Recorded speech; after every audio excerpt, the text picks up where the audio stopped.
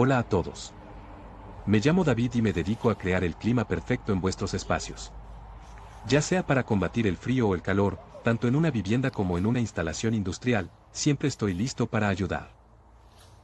Sistemas de climatización industrial, que comprobar si no enfría lo suficiente en los días más calurosos. En este vídeo voy a detallar, paso a paso y con ejemplos prácticos, todo lo que debes revisar para identificar la causa real del fallo y cómo actuar para recuperar la capacidad de refrigeración cuando la temperatura exterior se dispara. Quédate hasta el final porque al terminar tendrás un protocolo completo y aplicable que te permitirá reducir tiempos de parada, ahorrar energía y evitar pérdidas por sobrecalentamiento. Comienzo desde lo más simple y visible hasta llegar a los componentes más técnicos, explicando por qué cada elemento influye, cómo medirlo con las herramientas adecuadas y qué valores de referencia usar para decidir si algo está fuera de rango. Lo primero que hago siempre es definir el síntoma con datos. El cliente dice que no enfría, pero eso puede significar muchas cosas diferentes, por eso yo pregunto y verifico cuánto es la diferencia entre la temperatura deseada y la real, si el problema es general en toda la planta o localizado en una zona. Si ocurre solo en las horas punta de calor o persiste todo el día, y si hay cambios en la humedad relativa que afecten la sensación térmica y la carga de los procesos. A partir de esa información comienzo por comprobar los controles y sensores, porque muchas veces la solución es electrónica y no mecánica. Verifico el setpoint en el controlador principal y en los termostatos locales, reviso que los sensores de temperatura y humedad estén calibrados y colocados en el punto correcto de medida, y compruebo la lógica de control y las secuencias de puesta en marcha y parada. Un sensor mal calibrado o mal ubicado puede hacer que el sistema no arranque o que trabaje en una banda incorrecta, por ejemplo tomando la temperatura en una pared expuesta al sol o en un conducto con radiación directa. Para esto uso un termómetro de referencia con sonda y lo comparo con la lectura del sensor, y si la diferencia excede la tolerancia del fabricante procedo a recalibrar o reemplazar. Después de verificar controles y sensores miro el flujo de aire y agua, porque la mayoría de los problemas de capacidad provienen de restricciones en el intercambio térmico. Para unidades con aire tratado compruebo el caudal en bocas de suministro y retorno con un anemómetro y verifico la pérdida de presión en filtros y centrales de tratamiento de aire. Un filtro sucio eleva la resistencia al paso del aire y reduce el caudal, con lo cual el evaporador no recibe suficiente aire para absorber calor. Mido la presión diferencial a través de los filtros con un manómetro de bolsillo y si está por encima del diferencial máximo recomendado procedo a limpieza o sustitución. También inspecciono visualmente los filtros porque a veces una mala instalación deja huecos de paso que generan bypass y reducen la calidad del aire sin alertar la lectura diferencial. En los equipos con conductos me fijo en pérdidas por fugas o ductos colapsados. Con un detector de fugas de aire o simplemente con humo artificial puedo identificar escapes y sellarlos para restaurar el caudal real. En sistemas de agua helada compruebo el caudal en la bomba y las válvulas, una bomba defectuosa, una válvula parcialmente cerrada o una válvula 3 vías mal posicionada puede reducir el flujo y con ello el intercambio en los intercambiadores de calor.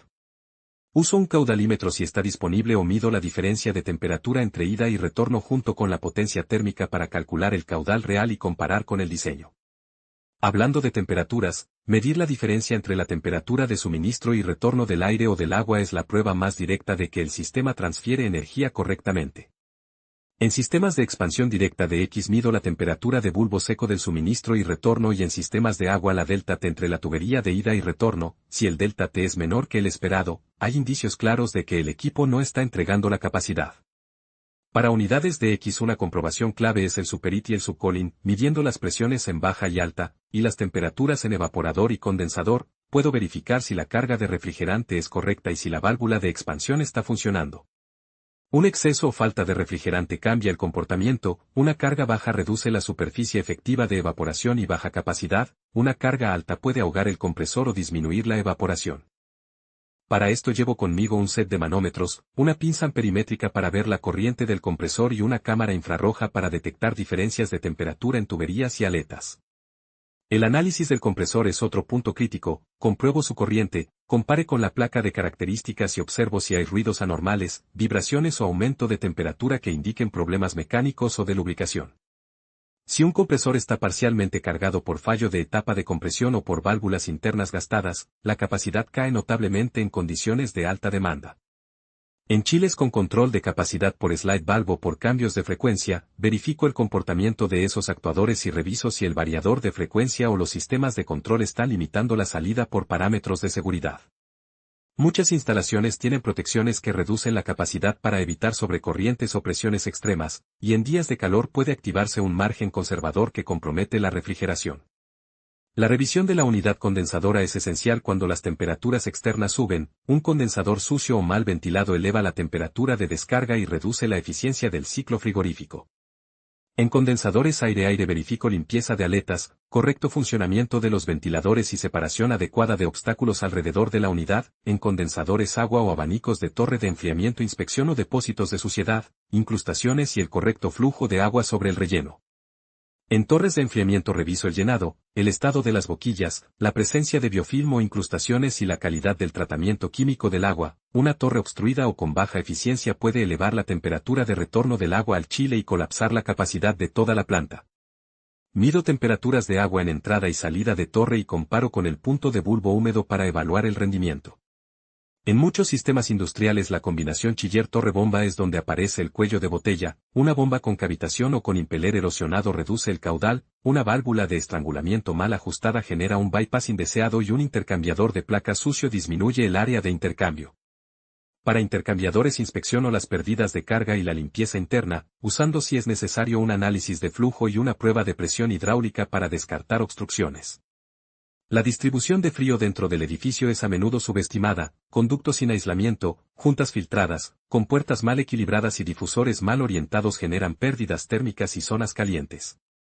Por eso me aseguro de que el aislamiento esté intacto y sin condensación, especialmente en tramos exteriores donde la radiación solar puede calentar las tuberías.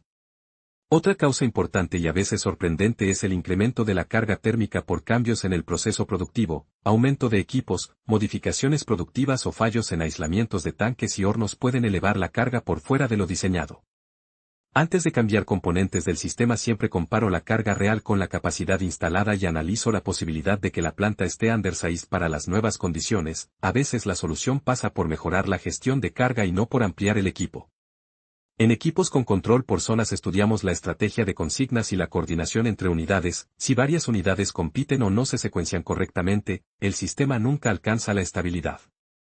Para ello reviso los horarios, la lógica de encendido y apagado y la comunicación entre el BMS y los equipos.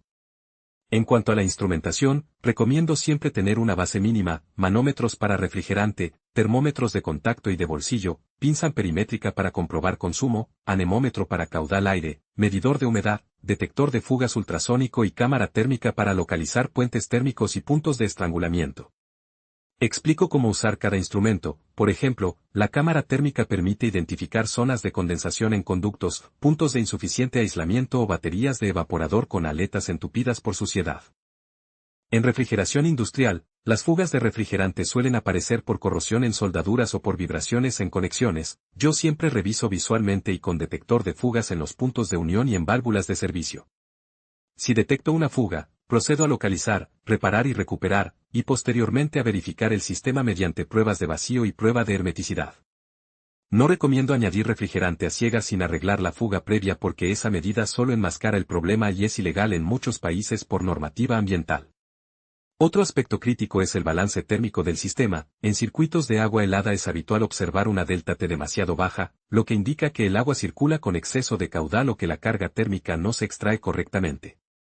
Un delta T objeto de discusión típico es el objetivo de 6 a 7 grados Celsius en muchos sistemas, pero lo necesario depende del diseño. Siempre consulto la documentación de proyecto y si no está disponible uso mediciones para estimar la potencia intercambiada y la eficiencia real.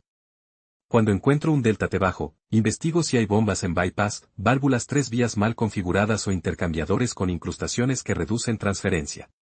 Además, las pérdidas por aislamiento de tuberías y las conexiones con intercambiadores impropiamente dimensionados afectan en horas de mayor demanda.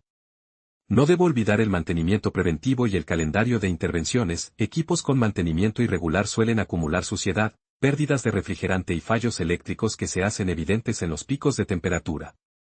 Recomiendo procedimientos de mantenimiento estacional, limpieza profunda de condensadores y evaporadores, verificación de cargas de refrigerante, revisión de correas y poleas, comprobación de lubricación en compresores y motores, y ensayos de funcionamiento bajo carga. Un buen plan de mantenimiento incluye márgenes de seguridad y pruebas en condiciones próximas a las del verano para anticipar problemas. En entornos industriales donde la humedad es relevante, la capacidad de deshumidificación es tan importante como la de enfriamiento. Una unidad que enfría pero no controla humedad puede dejar la sensación de calor y provocar problemas en procesos sensibles. Por eso verifico las temperaturas y humedades en distintos puntos, y la existencia de recalentamientos por pasadas de aire o por economizadores mal gestionados. Hablando de economizadores, en días de mucho calor el control de aporte de aire exterior debe ser cuidadoso. Un economizador mal calibrado que introduce aire caliente por error puede empeorar la situación.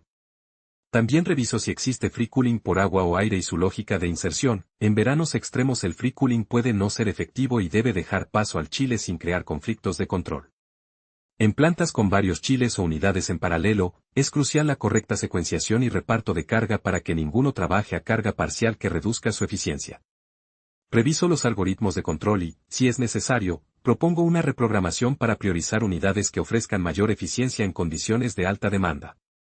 Respecto a la eficiencia energética, un sistema que se siente incapaz de enfriar puede estar operando en condiciones subóptimas por controles conservadores que buscan proteger equipos o reducir consumo, pero que en el pico térmico resultan contraproducentes.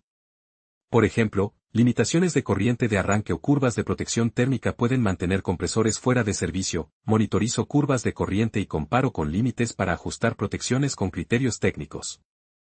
En la parte de seguridad y procedimientos, nunca trabajo sin aplicar bloqueo y etiquetado en la zona de intervención y sin seguir normas de manipulación de refrigerantes y productos químicos de torres de enfriamiento.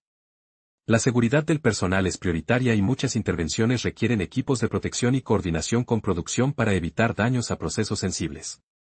Cuando tras todas las comprobaciones anteriores todavía no aparece la raíz del problema, realizo una campaña de toma de datos en continuo, registro temperaturas, presiones, consumos eléctricos, caudales y humedades durante 24 a 72 horas para ver el comportamiento en picos de demanda. Este histórico permite detectar picos transitorios, desfases de control o degradación gradual de rendimiento. Con esos datos puedo hacer un análisis térmico y proponer medidas correctivas que van desde ajustes menores y limpieza hasta la sustitución de componentes críticos o la redimensión de parte de la instalación. Finalmente, priorizo las soluciones según impacto y coste. Primero acciones de rápida ganancia como limpiar condensadores y filtros, calibrar sensores, ajustar controles y reparar fugas, luego intervenciones de mediano plazo como reparar bombas, sustituir intercambiadores con incrustaciones y optimizar la secuencia de chiles, y por último, si la evaluación indica que la demanda real supera la capacidad instalada, planteo ampliaciones como añadir un chile o mejorar la torre de enfriamiento. A lo largo del vídeo te muestro ejemplos concretos de cada paso y cómo interpretar lecturas típicas, y al final doy un checklist operativo que puedes aplicar para una revisión rápida cada inicio de temporada calurosa. Con este enfoque verás que la mayoría de las fallas se detectan con una secuencia lógica: datos, controles, intercambio térmico, circuito frigorífico, distribución y procesos. Si sigues este protocolo tendrás la información necesaria para decidir si el problema es una intervención de mantenimiento, un ajuste de control o una inversión en capacidad adicional, y reducirás significativamente el tiempo hasta recuperar la refrigeración adecuada. Espero que este guión te sirva como base para intervenir en sistemas reales, y si quieres en próximos vídeos puedo detallar ejemplos de medición con instrumentos específicos, procedimientos de reparación de compresores, o protocolos de tratamiento químico de torres, según lo que más os interese. Concluyo recordando que en instalaciones industriales el diagnóstico riguroso y la toma de datos en condiciones reales son la clave para no improvisar cambios costosos que no resuelven la causa raíz, y que una buena práctica de mantenimiento y control puede evitar la mayoría de las emergencias en los días de calor extremo. Gracias por haber visto este video hasta el final. Espero de verdad que os haya resultado útil. Dejad un me gusta, solo si realmente os ha gustado el contenido y, si creéis que hay algo que podría mejorar, contádmelo en los comentarios. Me interesa conocer vuestra opinión. Y si este tema os apasiona, no olvidéis suscribiros al canal para no perderos los próximos vídeos. Hasta la próxima.